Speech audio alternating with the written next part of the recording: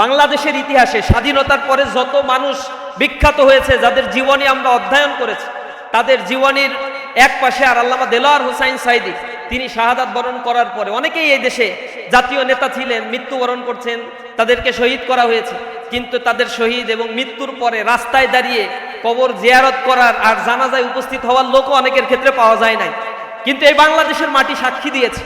তার শাহাদাতের ঘোষণা যখন তার ফাঁসির ঘোষণা যেদিন দেয়া হয়েছে, সেদিনই মানুষ রাস্তায় নেমে প্রতিবাদ করে তাদের জীবনকে বিলীন করে দিয়েছে। তারপরও তাদের প্রিয় মানুষটা যেন এই পৃথিবীতে থাকে, এই ময়দানে থেকে কোরআনের কথা বলে, এটাই ছিল তাদের একমাত্র আকুতি। এই মানুষটার জন্য মানুষের হৃদয়ে অনেক বেশি ভালোবাসা ছিল। আল্লামা দেলোয়ার হোসাইন সাঈদী রহিমাহুল্লাহ, তিনি এক অবিস্মরণীয় ব্যক্তিত্ব ছিলেন আমাদের কাছে। তার যে জীবন কর্ম আমাদের কাছে যেমন ছিল অনুপ্রেরণার উৎস, বাতিলের কাছে ছিলেন তিনি তেমনিভাবে এক মহা আতঙ্কের নাম। তার বক্তব্যগুলো যখন আমাদের কাছে দিতেন, ময়দানে যখন তিনি হুঙ্কার দিতেন, আমার মনে হয় শয়তান তার বক্তব্যের আওয়াজ যতক্ষণ পর্যন্ত পেত, সেই এরিয়া পর্যন্ত শয়তানের ঢুকতেও কষ্ট হইত। আল্লাহ রাব্বুল আলামিন এই মহৎ ব্যক্তির পাশে থাকার সুযোগ দিয়েছেন। আমি যে প্রতিষ্ঠানে পড়াশোনা করেছি তার পাশেই আমার বাড়ি।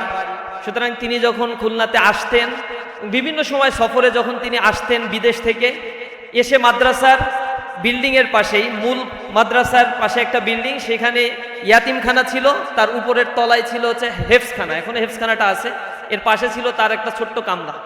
যদি কেউ যেয়ে থাকেন দেখবেন, একেবারেই সিম্পল, খুব সাধারণ একটা কামরার মধ্যে তিনি জীবনযাপন করতেন।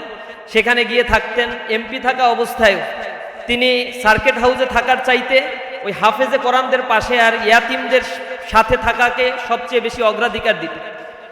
আমাদের সরাসরি সুযোগ হয়েছে তার কাছ থেকে সবক নেয়ার।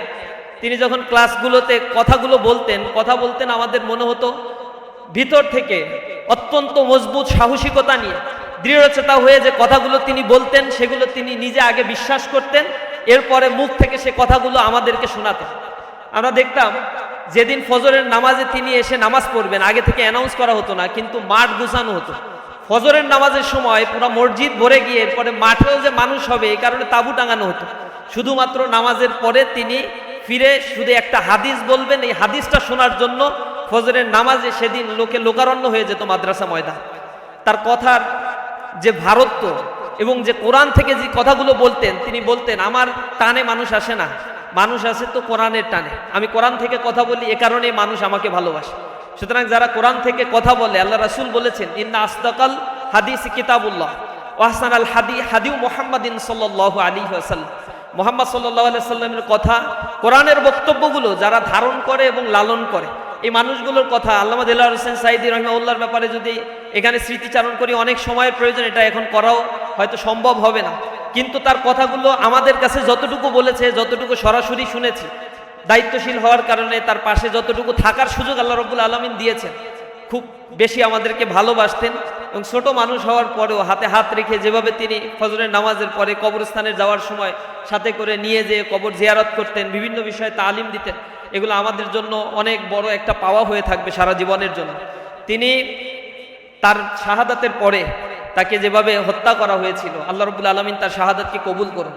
আপনারা জানেন 2013 সালের 28শে ফেব্রুয়ারি তার মৃত্যুদণ্ড যখন ঘোষণা করা হয়েছিল, এই ক্যাঙ্গারু ট্রাইব্যুনালের মধ্য দিয়ে জুডিশিয়াল কিলিং করার সংকল্প নিয়ে তারা যে বক্তব্য সেখানে দিয়েছিল আল্লামা দেলোয়ার হোসাইন সাঈদীর ব্যাপারে, এর প্রতিবাদে সারা বাংলাদেশে তুমুল আন্দোলনের ঝড় তৈরি হয়। সেই আন্দোলনে অজস্র মানুষ সেদিন শাহাদাত বরণ করে, প্রায় শতাধিক মানুষ সেদিন শাহাদাত বরণ করে। সেই মাস কিলিং যেটা করা হয়েছিল আওয়ামী ফ্যাসিবাদের আমলে মানুষের কণ্ঠস্বরকে রোধ করার জন্য, সেই হত্যাকাণ্ডের বিচারিক কার্যক্রমের সুদৃশ্য এবং দৃশ্যমান কোনো কিছুই আমরা এখনো পর্যন্ত দেখতে পাই নাই। আমরা বিশ্বাস করি বাংলাদেশের ইতিহাসে স্বাধীনতার পরে যত মানুষ বিখ্যাত হয়েছে, যাদের জীবনী আমরা অধ্যয়ন করেছি, তাদের জীবনীর এক পাশে আর আল্লামা দেলোয়ার হোসাইন সাঈদী, তিনি শাহাদাত বরণ করার পরে অনেকেই এই দেশে জাতীয় নেতা ছিলেন, মৃত্যুবরণ করছেন, তাদেরকে শহীদ করা হয়েছে। কিন্তু তাদের শহীদ এবং মৃত্যুর পরে রাস্তায় দাঁড়িয়ে কবর জিয়ারত করার আর জানাজায় উপস্থিত হওয়ার লোকও অনেকের ক্ষেত্রে পাওয়া যায় নাই। কিন্তু এই বাংলাদেশের মাটি সাক্ষী দিয়েছে। তার শাহাদাতের ঘোষণা যখন তার ফাঁসির ঘোষণা যেদিন দেয়া হয়েছে, সেদিনই মানুষ রাস্তায় নেমে প্রতিবাদ করে তাদের জীবনকে বিলীন করে দিয়েছে, তারপরও তাদের প্রিয় মানুষটা যেন এই পৃথিবীতে থাকে, এই ময়দানে থেকে কোরআনের কথা বলে, এটাই ছিল তাদের একমাত্র আকুতি। এই মানুষটার জন্য মানুষের হৃদয়ে অনেক বেশি ভালোবাসা ছিল। আমরা আল্লামা দেলোয়ার হোসেন সাঈদী ফাউন্ডেশনের কাছে প্রত্যাশা করি, তিনি একটা অবিস্মরণীয় একজন ব্যক্তিত্ব, ক্ষণজন্মা একজন মানুষ ছিলেন। তার জীবনী নিয়ে অনেক বেশি আলোচনা, রিসার্চ ওয়ার্ক হওয়া দরকার। তার ফিলসফি যেটা তিনি লালন করতেন, রাগ ঢাক রেখে কথা বলতেন না, ইসলামী আন্দোলনের কথা বলতেন। তিনি সেই আন্দোলনে সামিল হয়ে জেল জুলুমকে কোনোদিন পরোয়া করেন না।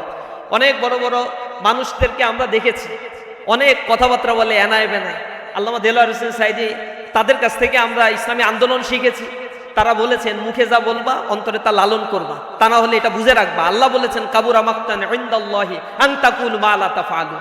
আল্লাহর কাছে এটা সবচেয়ে বেশি অপছন্দনীয়। যা অন্তরে একবার লালন করো আর বাইরে প্রকাশ করো আরেকটা জিনিস, এটা আল্লাহ সবচেয়ে বেশি অপছন্দ করে, এবং মুনাফিকের আলামতের মধ্যে এটা অন্যতম একটা আলামত। এটা আমাদের কাছে বলছে তারা। আর এরপর থেকে ইসলামী আন্দোলনের পথে, এই যাওয়ার যাত্রা পথে যতদিন দাস দিয়েছে, কথা বলেছে, আমাদের প্রচন্ড বিশ্বাস নিয়ে কথা বলেছে, আমরা আমাদের অন্তরে সেগুলো লালন করার জন্য চেষ্টা করছি। আল্লাহ রাব্বুল আলামিন যেন এই প্রিয় ব্যক্তিকে জান্নাতের মেহমান হিসেবে কবুল করে নেন। তার রেখে যাওয়া এই আদর্শ এই সমাজে যেন আমরা বাস্তবায়ন করতে পারি।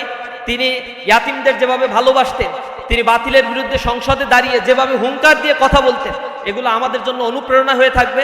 আমরা আজীবন এই বাংলাদেশকে গড়ে তোলার জন্য মুসলিম উম্মাহের স্বার্থে নিজেদের জীবনকে দিয়ে হলেও, নিজেদের মেধা শক্তিকে দিয়ে হলেও কাজ করব। আল্লাহ রাব্বুল আলামিন আমাদের সেই তৌফিক দান করুন।